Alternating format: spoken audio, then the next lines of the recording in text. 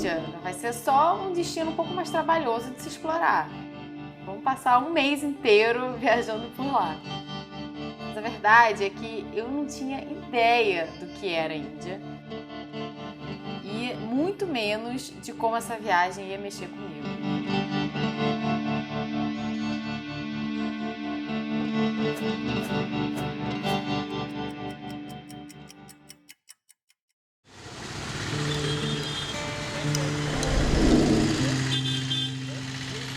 Se teve coisa que a gente subestimou na Índia, foi o calor. E chegar em Jaipur, que é a porta de entrada para o Rajastão, em pleno verão, fez a gente parar e repensar um pouco o rumo da viagem. Só que Jaipur é uma cidade tão fotogênica, cheia de história, que não teve sol escaldante que tirasse a gente das ruas. Rajastão quer dizer a terra dos reis. Foram grandes impérios ao longo dos séculos, que deixaram um legado à altura do passado glorioso da região.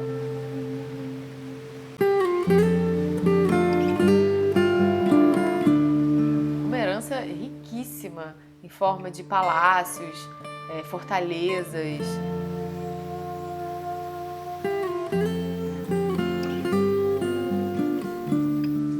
Mosaicos muito bonitos, jardins enormes no meio do deserto.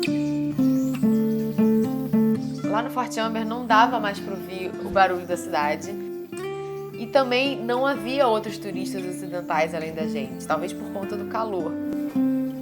Então, a sensação ali era de um lugar parado no tempo. Até começarem as sessões de foto, aí o clima já mudava de novo.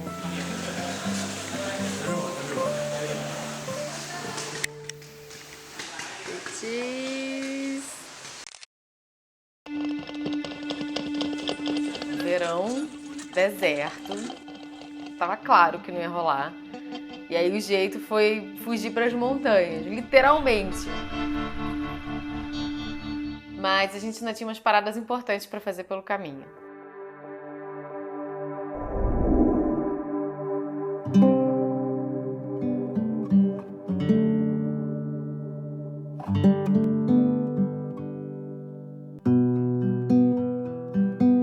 É impossível não pensar, eu tô aqui mesmo, eu tô no Taj Mahal. O lugar é cheio, sim. A visita é meio caótica, sim, mas é o Taj Mahal. O lugar não tem a fama que tem por acaso.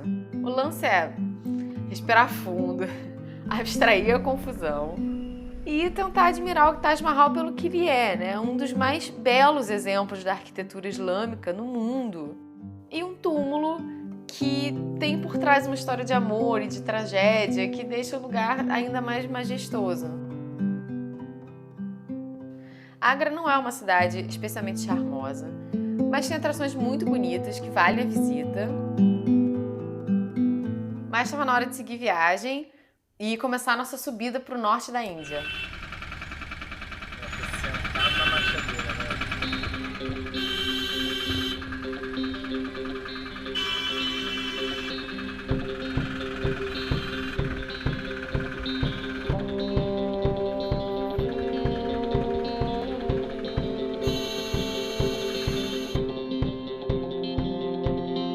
Mudando completamente de cenário, chegamos a Rishikesh.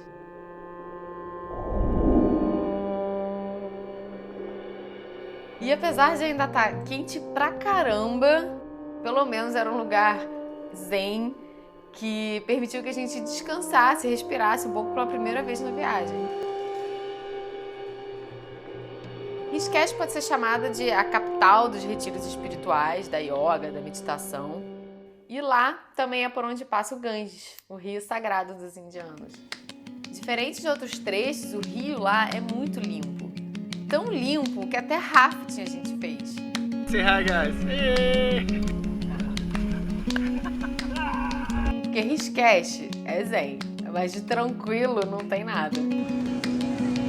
Pelo menos não no verão, que é quando o turismo doméstico está em alta e a cidade fica lotada.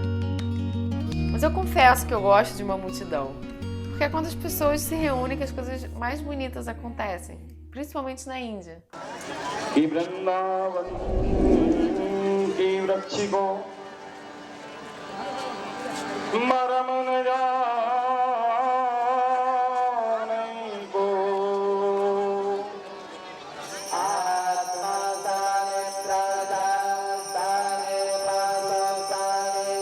Eu vou lembrar sempre de Rishikesh como um lugar muito especial.